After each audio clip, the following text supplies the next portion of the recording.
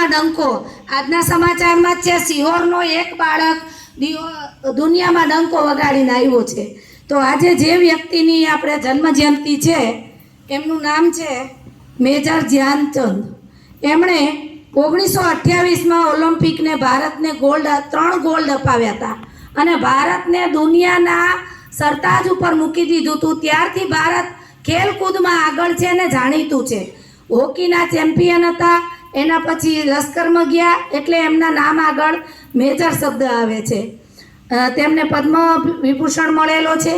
એમનું પુસ્તક છે ધ ગોલ, એ વાંચવા જેવું છે. એમાંથી તમને ઘણું બધું માર્ગદર્શન મળશે. એમના નામની ટપાલ ટિકિટ બહાર પડેલી છે. એમના નામનું દિલ્હીમાં સ્ટેડિયમ પણ છે.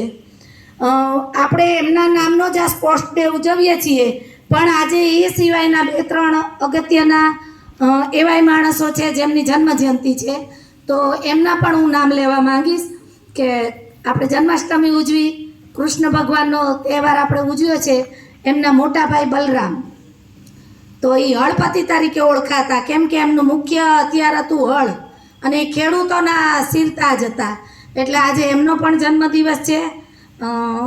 ડૉક્ટર જીવરાજ મહેતા જે આપણા ગુજરાતના પ્રથમ મુખ્યમંત્રી હતા, આજે એમનો પણ જન્મદિવસ છે. અને વર્લ્ડ સ્ટાર